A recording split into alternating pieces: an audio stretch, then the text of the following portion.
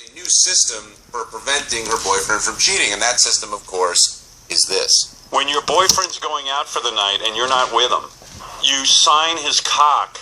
Correct. And you put your name on his penis. Yes, I have to protect that's mine, and I have to protect it. I'm all for protecting, I get that, but she definitely sounded somewhat controlling in that relationship, to the point where you wonder why the boyfriend kept coming back to Jean. And Howard does such a good job talking to folks like this and really getting inside why they're doing something like that in order to prevent the boyfriend from cheating. And look, I'm all for creative methods and coming up with an original idea, but there's always a rumor that if, you do something with your boyfriend, if you blow him, if you jerk him off, whatever it might be, before he goes out, then that'll prevent him from wanting to cheat. I've got news for you. If he wants to cheat, he's going to cheat.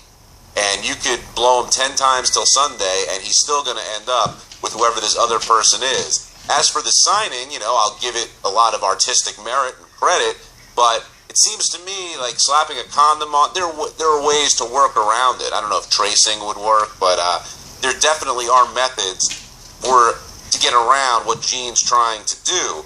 But and you got to figure the boyfriend, if he wanted to cheat, has figured out a way to cheat by now.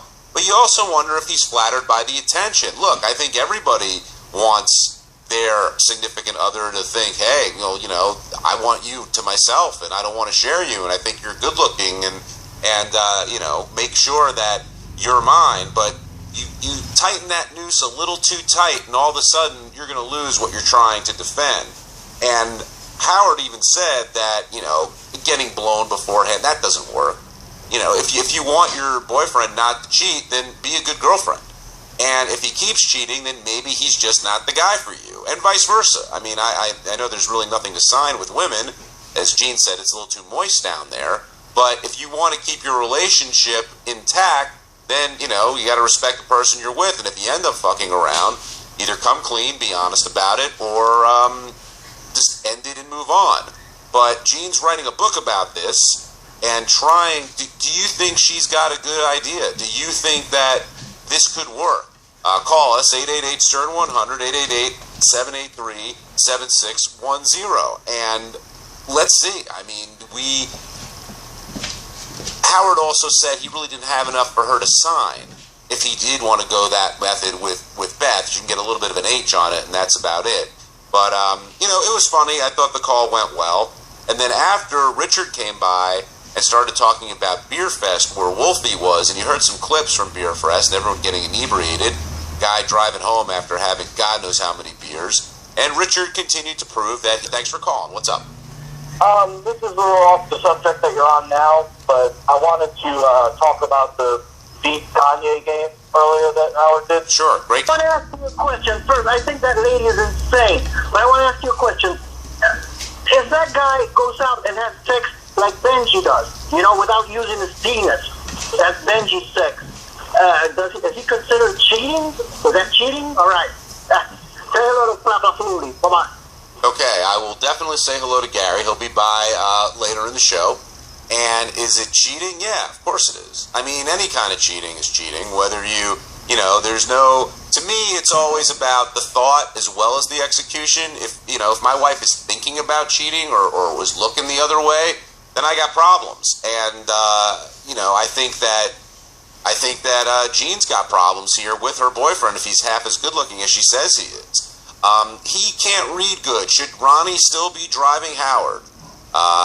You can vote, sure, I feel comfortable with the king's life in Ronnie's hands, or no thank you, Howard would be better, safer, walking home himself. Head over to howardstern.com and log your vote. I'm going to take a quick break. I'm going to get to all your calls. We're going to talk about Tom Arnold. We'll talk about penis signatures. We'll talk about Robin's fantastic acting. We'll talk about what you want to talk about, because it's your wrap-up show on Howard 100. And we were talking about before. We got a bunch here. Let's start off with Richard in Canada. Richard, you're on the wrap-up show. Hi, John. Hey, Richard. Hey. Good. I wish I would have heard the whole thing about that, but that's got to be one of the most messed up things. Signing your boyfriend's penis before he goes out, really? Well, yeah, I mean, it's all about control, and she doesn't want him to cheat, and that's what she's looking to do. You can hear it on the replay coming up right after wrap-up, of course, but yeah, to me it sounds like a bizarre sort of thing. I haven't heard of that technique before. Jason in Long Island, you're on the wrap-up show. Hey, John, how are you? Good, Jason. Just a couple of things. As a guy, it tells you right away that she obviously has a lot of trust issues. Yeah. And to do that, I mean, there's ways around that. Even if she signed it, there's ways around it. But it also tells me something, I guess, as a guy, from a guy's standpoint, that this guy, she must be the sweetest piece of ass on earth, because for him to even agree to doing something like that, maybe he needs his head examined too. You know, I had a similar thought, because I didn't, for her to do it and them to stay together for a long time, clearly he's coming back for more. And what is he coming back for? And he cheated on her before, early in the relationship, she said. And yeah, I mean, in order to sort of keep that going, you wonder why he keeps going back for it, and why she, you know, she's happy because she signs it and sees nothing happen, and then they have sex. But why is he going back? And the answer's got to be, she must be fantastic in bed, or look great, or she's given him some kind of confidence that he needs. And I think that may be why he ends up going back to that well so many times. Thanks for calling in, Jason. 888-STERN-100. Let's go to John in Maryland. John, you're on the wrap-up show. Hey, John, what's happening, brother? What's up, John? Hey, this thing speaks to so many levels of, one, her insecurity and lack of trust. Dude, how can you can't be in an adult relationship these days without trust. It also speaks to this guy's, whatever his deal is, his own insecurity. If you're making me sign a waiver or anything, much less you sign in my body, if you can't trust me, how can a relationship really be successful at the end of the day, John? Would you put up with anything on even a sub-level of that? If your woman's checking on you on that level, how can you live comfortably? Look, John, I got to be honest with you. My wife signs me every day before I check out, you know. No, of course. Well, you're an animal. You're an animal, John. Look, you're 80 for 80, bro. Look, John, of course. I mean, there are definitely trust issues there. And no, I wouldn't deal with that. But you got to think, look, every relationship is different, okay? And I'm not one to judge. There are people who like to swing. There are people who like to fuck around. There are people who like to stay monogamous.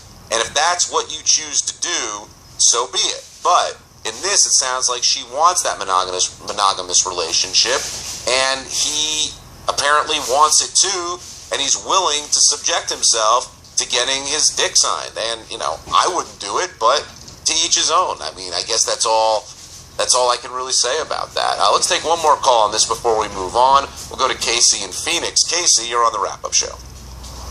Hi. Hey, Casey. Yeah, I'm calling about all these losers. I'm not trying to change the subject away from this cock signing, but about these losers that call in and then won't quit. On the Howard Stern wrap-up show.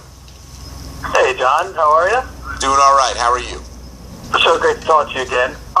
One thing about the conversation with Jean that caught me as odd this morning is Howard mentioned that she was, must be very insecure, and she said, no, I'm very secure. You can bounce a quarter off my butt and punch my stomach really hard and you'll hurt your hand. But how can a secure woman feel the need to write her name on her man's penis before he goes out? That's a major sign of insecurity. Yeah, she struck me as being secure in the sense of how she looked, and, you know, very confident in her looks and her sexual appeal. But then, you're right. I mean, if you're that confident and secure, but she's not in that relationship. I mean, that's what seemed clear to me.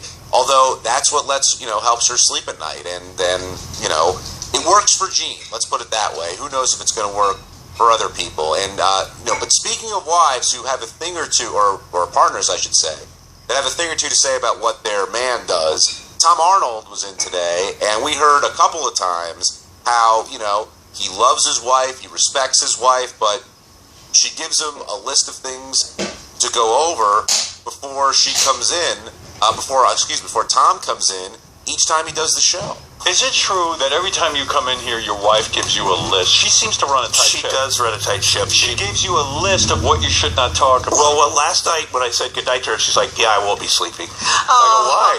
She goes, I never sleep when you go in, Howard. I go, oh my God, you should be saying, do whatever you have to do to be hilarious. Right, of course. Tom, always a great guest, but you heard with his stand-up, with this, his wife has a lot to say about it, and he respects where she's coming from, because let's face it, after you do whatever you do during the day, you got to come home and face the music. And he's been married for a while now, and they've got a kid. He's got a very successful relationship. But what makes Tom so good is that the stories come out anyway. You got to hear about him hanging out at Arnold's place and all the stuff that's going on there. He talked about that drink he took when he was in Vegas. Not a drink, but who knows what was in that concoction or shake that the Native American woman